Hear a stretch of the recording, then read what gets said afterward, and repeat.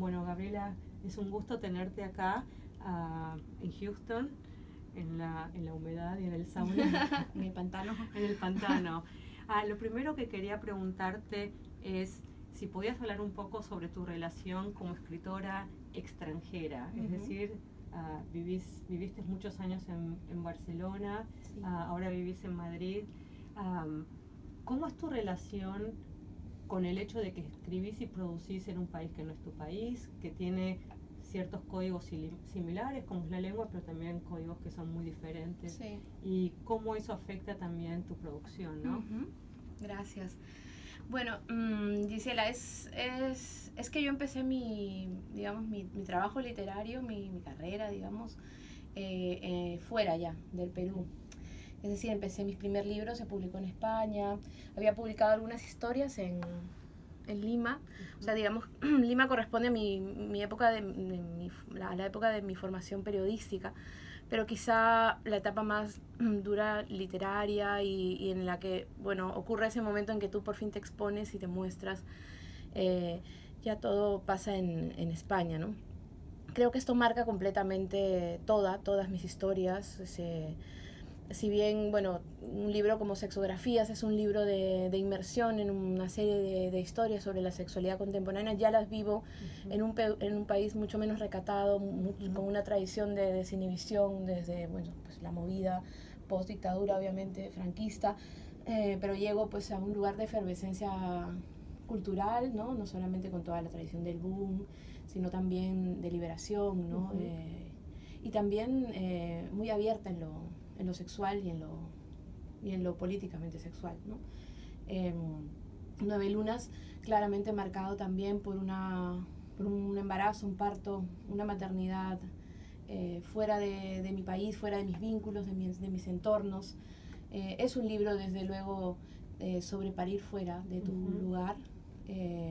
Es también una crítica a un sistema hospitalario, pues sí, que ya quisieran aquí, por ejemplo, una sanidad pública muy importante, aunque se quiera recortar como en todos lados, pero también muy intervencionista, ¿no? Muy invasiva, ¿no? Un poco de los derechos y las libertades de las mujeres para decidir sobre su parto, ¿no? Y sobre su bebé, ¿no?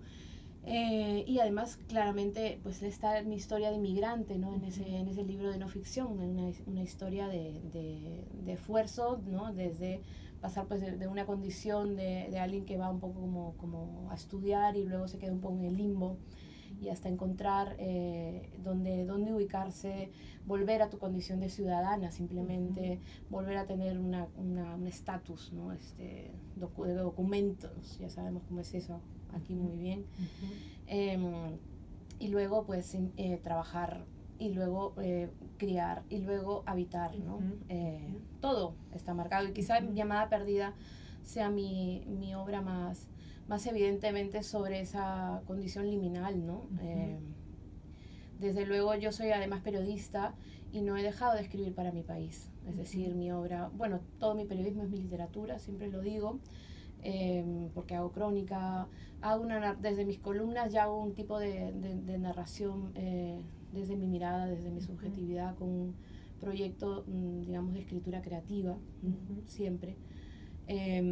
Y tengo que estar al tanto totalmente de lo que pasa allí, ¿no? Sí, es verdad, no me siento ya ni de ahí ni de allá, ni de aquí ni de allá. Cuando vuelvo a mi lugar, que es mi casa, que no es mi casa, pero es ya mi casa. Entonces, siempre dejando atrás cosas, siempre en medio de los dos mundos.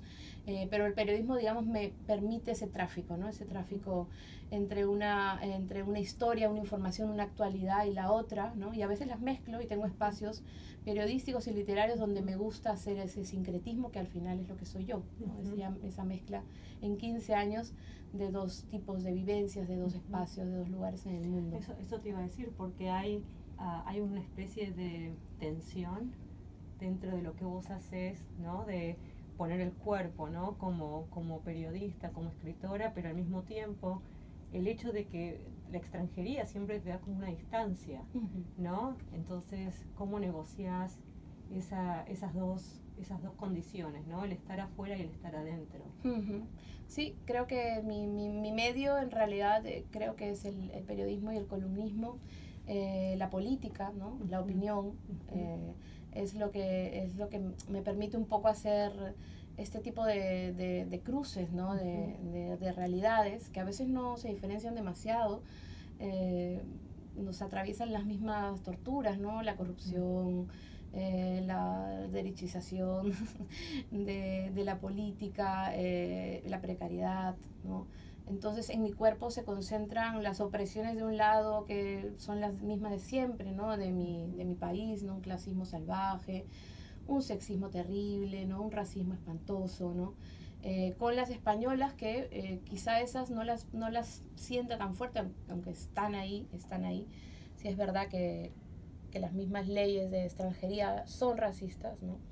Pero tal vez porque he podido hacerme como una pequeña comunidad, ¿no? Me siento más o menos guarecida, pero sí es verdad que se padecen cosas bastante similares, ¿no?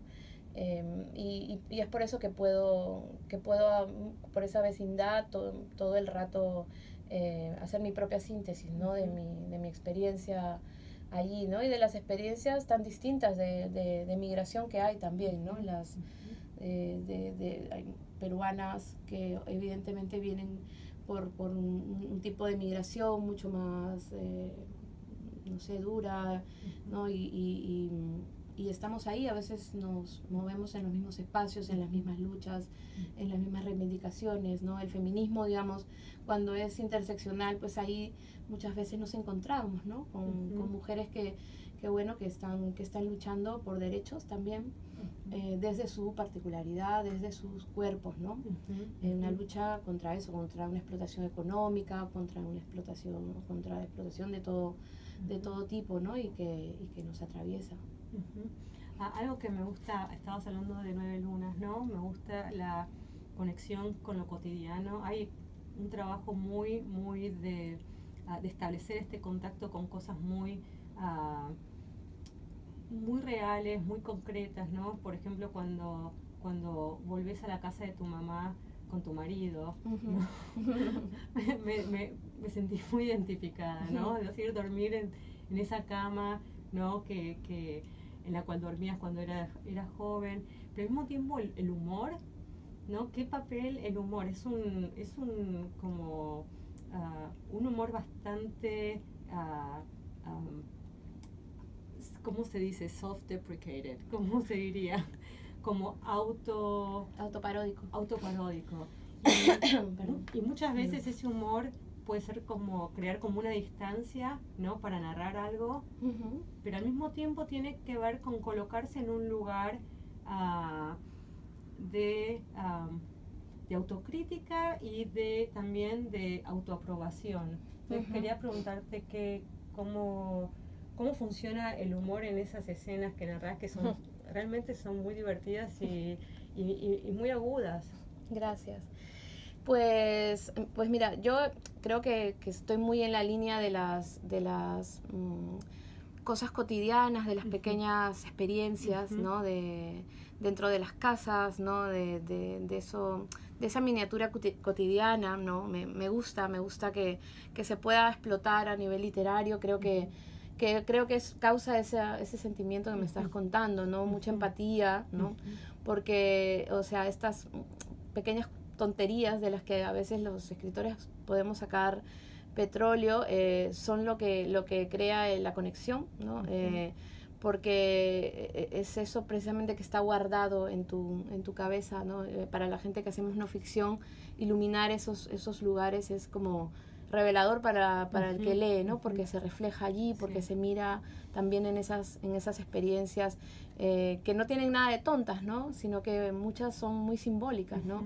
O sea, el hecho de recuperar una habitación tiene de niña en la infancia donde has habitado y de repente llegar ahí adulta, ¿no? Embarazada con tu marido y estar rodeada de las mismas cosas, es una cosa que que inmediatamente te conecta con un montón de experiencias, ¿no? Similares, y que tiene un lado absurdo, que tiene un lado triste, que tiene un lado inquietante, ¿no? Así dicho puede parecer cualquier experiencia, pero es verdad que la cuestión es cómo, ¿no? El cómo en la literatura hace la diferencia entre una historia que no te importa nada y una historia que puedes seguir o que te puede enganchar, ¿no? Y el humor es una manera, un cómo, responde a eso, ¿no? Yo suelo tener en estas salidas, tengo estas salidas de humor en cosas que tienen que ver con el cuerpo, ¿no? Con nuestra cotidianidad, porque realmente es lo que hace que respire, ¿no? Que respire toda esa dimensión, ¿no? No sé, siempre me he reído de mí misma, hasta cierto punto, digamos, que no te podía decir que si no, bueno, estaría pues mentalmente sana, y eso no, creo que nadie lo está del todo, pero la idea es eso, ¿no? Es explotar también ese tipo de humor que ya ha estado siempre en mí, ¿no? Que es liberador además, y no sé, que al mismo tiempo creo que conecta con la gente, porque la gente a veces no suele reírse de sí mismo, o sea, es como un alivio para todas que nos podamos, bueno, que se puedan visibilizar ciertas cosas, que salgan, que dejen de ser tabú, que dejen de ser vergüenzas, que dejen de ser complejos, y que ha sido un proceso para mí que creo que sale mucho en mi literatura, ¿no? Un poco, sí, es como... Es difícil, ¿no? Pero es una mirada de la vida, ¿no? Es una visión del mundo, ¿no?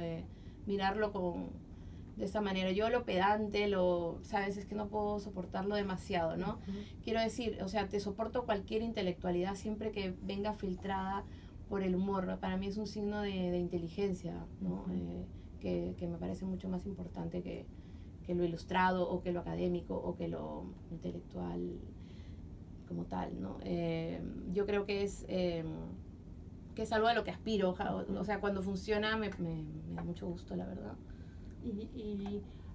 ¿Podrías hablar un poco sobre cómo, vos sabes muy bien que te han definido dentro del periodismo gonzo y también dentro de la crónica? Sí. ¿Dónde te sentís mejor, o cómo te definirías vos? Cada vez siento que trabajo cosas mucho más híbridas, ¿no? Bueno, evidentemente empecé con un tipo de periodismo que claro, que ya fue como una marca, pero bueno, fue una etiqueta que me pusieron, que era el gonzo, pensando en Hunter S. Thompson, ¿no? Que es este periodista gonzo, que ni siquiera él era un periodista gonzo. Bueno, habrá hecho algunas cosas, pero finalmente era un ficcionador y un fabulador y un novelista, ¿no? Pero sí es verdad que dejó pues un concepto, ¿no? Que solo le encaja a él en realidad, ¿no? Que es ese periodista que al final se convierte en el protagonista de las historias, pero de su parte de una manera mucho más salvaje. Yo creo que yo soy mucho más intimista, entonces sí, como mis temas tienen que ver con la intimidad, es otra cosa, ¿no? A veces se convierte en memoria, a veces se convierte en autobiografía, a veces se convierte en ensayo personal, ¿no? Y libros como Llamada Perdida tienen mucho más de ensayo, ¿no? que de periodismo gonzo en sí, ¿no? Creo que 9 lunas, que yo creo que es casi como una novela de no ficción, en realidad, yo siempre digo que es lo más gonzo que he hecho en mi vida, pero es una manera de decir, ¿no? Que nunca puse el cuerpo más que allí, ¿no? Porque es todo cuerpo, ¿no? Es la historia de lo que pasa con un cuerpo, ¿no? De mujer en medio de la maternidad, ¿no? Entonces, sí es verdad que el periodismo gonzo siempre me ha parecido interesante. A veces le he llamado más periodismo de inmersión, porque básicamente, como sabes, consiste en introducirte en mundos, ¿no? A veces ajenos, pero por los que sientes una atracción o tienes un enganche con él, ¿no? Para conocerlo profundamente. Y salir de alguna manera transformada, ¿no? Para mí es la historia de un proceso, ¿no? Interno, de una mente, ¿no? De un periodista, de alguien que reportea, de alguien que investiga, que quiere descubrir algo, pero que se ve demasiado involucrado, ¿no? Y envuelto, ¿no? Porque finalmente creo que ya la historia para mí vivía en ese periodista, en ese reportero, y estalla y se expresa y se realiza ya en el trabajo de campo, ¿no? Creo que mis historias más del inicio de mi trabajo de escritura eran bastante en esa línea. Además yo siempre me obsesionaban los temas de género, ¿no? En general, del cuerpo, ¿no? De la familia, del sexo, del amor, de la intimidad, y no sé, no hay manera de que eso no sea gonzo, ¿no? De que no, de tratar de todas estas cosas desde una cuestión desde la observación, ¿no? Es aséptica. No. Eso para mí había que contarlo embarrándose, protagonizándolo, encarnando, y eso, la mayor parte de mis libros es la encarnación total, ¿no? Pero como te digo, ya en cuanto al género, no podría decirte que ahora mismo hago periodismo gonzo, ¿no? Sino que hago una cosa rara, incluso hago algunas performances ahora también. Ya he hecho 4, que los he paseado un poco en algunas ciudades, que es donde he ido, y me interesa seguir haciendo eso, ¿no? Me interesa hace mucho tiempo la literatura expandida, ¿no? Me interesan los cruces con el arte, me interesan los cruces del periodismo con la performance, me interesa cuando la poesía también lo invade todo. Cada vez me interesa menos lo que intenta limitarse en un género nada más, ¿no? Me parece que ni me representa, ni representa la realidad que ahora me interesa, la realidad que es diversa, que es móvil, que está cruzada, que es interdisciplinaria, que es, no sé, creo que intento que mi obra como que también refleje esa realidad, ¿no? Entonces me interesa mucho más ahora salir del libro, saltar del libro hacia otras cosas, ¿no? Me gusta cantar, me gusta bailar, me gusta lo escénico, aunque no lo hago tan bien, pero porque siempre me presento como una escritora que está explorando otros territorios nada más, ¿no? Y te quería hacer otra pregunta. Sé que estamos con poco tiempo, pero Sexografías se acaba de traducir al inglés. Sí. ¿Y qué pensás o qué esperás del público angloparlante cuando lea tu obra? Porque la recepción probablemente sea muy diferente. ¿Qué es lo que imaginás o proyectás en cuanto a lo que pueden, cómo pueden leer el libro, ¿no? Pues ya he tenido algunos feedbacks, eso es bueno, y no me ha parecido tan como ajeno ni lejano, sobre todo en las lecturas que han hecho mujeres del libro. Lo que por lo menos me alivia, sobre todo me preocupaba que el libro hubiera envejecido, ¿no? Pero creo que la buena noticia es que conecta bastante con una sensibilidad ahora contemporánea, muy feminista, que yo cuando lo escribí hace 10 años, bueno, es verdad que no es Sexographies, el libro que está traducido no es Sexografías en sí, es el libro que digo que escribí hace 10 años, sino que es digamos, mis mejores crónicas, ¿no? Entonces es un libro que se ha escrito en el proceso de 10 años, ¿no? Pero hay historias ahí que no son de ese libro, que son, por ejemplo, de Llamada Perdida, o no son de ninguna parte. Y creo que si bien cuando empecé a escribir todas estas historias, ¿no? Ni siquiera yo misma me definía como feminista, ¿no? Ya lo era, o sea, ya era un libro que de por sí estaba tomando una voz, hablando de unos temas, visibilizando otros, ¿no? Con una voz política también, por lo menos eso es lo que me dicen, y por eso siento que está muy en sintonía con lo que está pasando, con el presente, ¿no? Con lo que suena ahora en el presente, ¿no? Con este grito también que estamos dando las mujeres. En cuanto a lo anglosajón, supremacista, rey de Estados Unidos, que pueden decir, pues sí, no estoy muy segura, ¿no? Pero sospecho que igual me pueden crucificar con el tema del género, de la crónica, ¿no? O sea, de la no ficción aquí típica del gran reportaje, del New Yorker y todas esas escuelas del nuevo periodismo más cerradas, ¿no? O verticales, ¿no? En mi libro tiene algunas crónicas en esa escuela, pero tiene otras que son más breves, o tiene otras que son más flashazos, visiones Ventanas al Mundo, que son de otro tipo, ¿no? Que yo misma también he tenido que romper con mi propia escuela, que era la de etiqueta negra, que era la escuela un poco también deudora del nuevo periodismo gringo, pero también del periodismo latinoamericano, claramente, ¿no?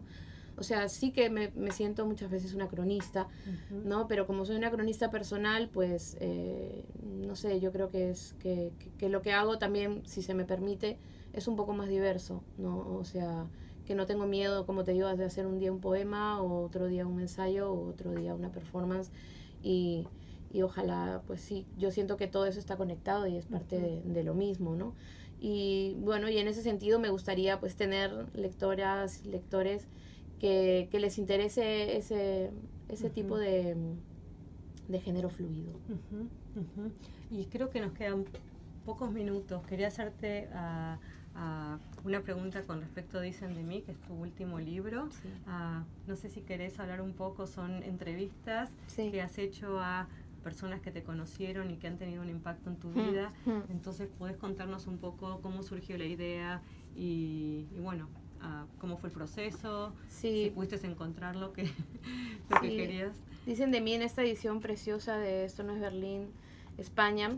Es un libro, como ven, tiene además fotos de mi archivo personal, así en color y algunos dibujitos. De hecho, el collage es mío también, yo lo hice. Sí, salgo yo como en todo. Yo. O sea, yo. Es que esto ya es demasiado desvergonzado. Y claro, precisamente es un libro sobre mí. O sea, son todas entrevistas sobre mí. He entrevistado como una especie de experimento que empezó en un periódico, además, porque yo ya llevaba muchos años escribiendo, haciendo entrevistas para un periódico de Perú, para la revista del Domingo. A gente de la cultura, bueno, cada cierto tiempo hacía un tipo de serie, ¿no? Y estaba un poco agotada y le propongo al editor que qué le parece si empiezo a entrevistar a gente de mi vida y solo sobre un tema interesantísimo, yo. y se la colé, o sea, le pareció bien, luego me la canceló. Porque, no sé, supongo que tenía comentarios muy negativos de qué nos importa la típica, de qué nos importa la vida de esta persona. Pues sí, mira, no nos importa tanto, pero te puede importar algo, ¿no? Y si lo haces bien, igual hasta más. Bueno, es como dar un método al mundo para acercarnos, digamos, para hablar de cosas con gente que siempre te rodea, pero con la que a lo mejor no profundizas jamás, ¿no? No te has atrevido jamás a preguntarles unas cosas que siempre te han quemado dentro, ¿no? Entonces ahí están, ponte mi madre, mi padre, mi hija, mi novia, las respuestas fueron honestas por parte de los entrevistados. Bueno, eso ya es otro análisis, ¿no? Pero la gente no solamente por momentos me quiere dar una lección, en otros momentos se quieren pintar como gente muy interesante a ellos mismos. Me quieren dar conflicto, los más escritores me quieren dar chicha para el libro, entonces dicen cosas polémicas. Hay otros a los que se les va la sentimentalidad. Quiero decir que de qué manera, que esto en realidad es lo que considero que es el centro de mi poética, de qué manera al retratarnos a nosotras mismas también estamos retratando a los otros, ¿no? Y a los demás. Y en este libro, con total seguridad, la gente que entrevisto, aunque hable de mí, se está retratando a ella misma totalmente, ¿no? En el diseño de sus respuestas, en la manera en cómo se quieren mostrar a ellos mismos, cómo quieren mostrar nuestra relación, ¿no? Siendo más o menos duros, más o menos contundentes, más o menos verdaderos, ¿no? Y es muy interesante la dinámica que se da en esas conversaciones. Es vida, en realidad. O sea, lo que más me interesa de la literatura es lo cerca que puede, lo mucho que puede acercarse a la vida. Siempre ha sido así. No me gustan los libros de... Como yo nunca he podido hacer ficción, porque, bueno, pues parto de esa limitación, porque hay gente que hace magia, ¿no? Con la ficción, que es algo que yo no puedo hacer. Mi trabajo es más de mirar la vida, de recuperar la vida, de traer todo eso que también la ficción recoge, ¿no? El misterio, lo que está ahí encerrado en la realidad y que a veces no vemos y a lo que le ponemos luz, los escritores de no ficción, ¿no? Y sobre las relaciones, pues sí, lo relacional, sobre lo que cómo nos comunicamos, cómo entramos en contacto con la gente. Creo que es un tema para explorar, ¿no? En épocas, ¿no? Y ahí lo digo en la introducción, en épocas así como de súper estímulo y de hiperconexión y de hipercomunicación con las redes sociales a tope, que parece que estamos en todas partes y con todo el mundo, ¿no? La pregunta es, ¿de verdad lo conseguimos, ¿no? Creo que es como, este libro para mí ha sido como abrir la posibilidad de una experiencia verdadera con el otro, ¿no? En la que nos encontremos de verdad, o sea, por lo menos con una voluntad de verdad, ¿no? Y ya esa conversación ya lo cambia todo para mí, ¿no? O es una invitación a hacerlo, ¿no? De alguna manera todo es artificio en la escritura, también en la escritura de no ficción. Absolutamente. Entonces la última pregunta, Gabriela, es sobre la metodología. ¿Cómo armaste, cómo fuiste desarrollando el proyecto? Las preguntas fueron enviadas por email con anticipación, porque vos estás también viviendo en el exterior, no puedes viajar a Perú. Exacto. A preguntar, a entrevistar a las personas que querés entrevistar. A otras personas estarían en España ya. Claro. Sí, en cuanto al método, usé varias formas típicas de la entrevista. En algunos casos fueron personales, ¿no? Con la gente que me rodea, con la gente que está en Perú, pues por correo electrónico y también por Skype, ¿no? Por ejemplo, con mi psicóloga, tuvimos mi psicóloga de la adolescencia que está ahí también. Es una entrevista muy curiosa porque además le pido que revise sus archivos de hace 20 años, cuando me había tratado, cuando había tenido yo problemas de drogas y de novios y de cosas así, de vocación y todo, justo cuando estaba a punto de entrar en la universidad, y ella desempolva todo eso. Hice un cuestionario específico para cada entrevistado, porque cada relación es distinta, particular, y entonces diseñé unas preguntas para arrinconarlos, casi todas pensando en que ellos me arrinconen a mí, casi todas analizando los momentos de nuestra vida, del tipo de relación que tengo con mis parejas, en fin, no sé, la entrevista con mi hija, por ejemplo, es divertidísima y retrata esa dinámica, ¿no? de una niña al borde de la adolescencia y su madre, ¿no? En las que nos damos muchísima caña, como se dice en España, ¿no? Entre las dos, y una competencia de egos y de cabezas, ¿no? Ahí en lucha, que es muy divertido de ver. O sea, realmente están escenificadas, ¿no? Porque en la introducción, brevemente, porque es un libro breve, cuento un poco eso que me estás preguntando, ¿no? El contexto de la entrevista, cómo he llegado a ellas, qué significa cada personaje en mi vida, y por eso también me han acompañados de una fotografía de mi archivo personal sobre estas personas. No siempre son retratos, ¿no? Sino pueden ser también cosas que me recuerden o son evocadores de esa relación, ¿no? Y hay cosas bastante duras, ¿no? Como en la entrevista a mi ex mejor amiga y por qué nos perdimos, ¿no? O la entrevista con una expareja de mis 20 años, ¿no? Que teníamos una relación muy pasional y muy agresiva, ¿no? Entre los dos, muy competitiva, y que acabó con un acto de violencia, ¿no? Contra mí. O sea, es una entrevista con mi maltratador, digamos, ¿no? Así lo pongo, porque pues me pegó una vez, me pegó, fue solo una vez, pero eso, bueno, un antes y un después, marcó un hito en mi vida. Y yo intento, esa es una entrevista que yo llamo la entrevista fracasada del libro, que de hecho he incluido en Sexographies porque me pareció que, digamos, le daba ese punto de actualidad que quería que tuviera el libro también, ¿no? De conexión con el presente, ¿no? De la violencia de género. Y hablamos de eso, ¿no? De esa entrevista no se pudo realizar, se hizo, pero no está con su nombre porque él no me dio permiso, ¿no? Terminamos fatal, o sea, volvimos a pelear como si no hubiera pasado el tiempo. Él nunca reconoció que eso fuera violencia machista, ¿no? Y eso para mí fue un fracaso de comunicación, Y tal vez como que por un momento me arrepentí de querer llegar a tanto, ¿no? Como por qué remover otra vez todo esto, pero es verdad que en esos días cuando le entrevisté me volví a sentir insegura, me volví a sentir machacada, me volví a sentir golpeada, ¿no? Porque era su misma prepotencia, su misma violencia, su falta de revisión total sobre sí mismo, y más en una coyuntura como la que estamos pasando las mujeres ahora, me pareció espantoso. Entonces es el relato de esa conversión frustrada, ¿no? Y todo lo que yo le diría, ¿no?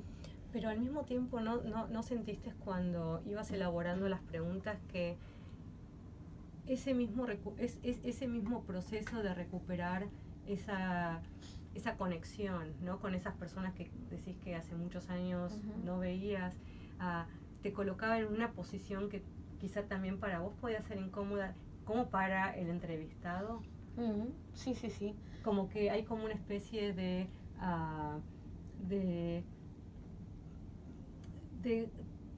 perpetuar o de regresar a ciertos posicionamientos que existían, que uno después deja, ¿no? En la medida en que va creciendo, se va del país,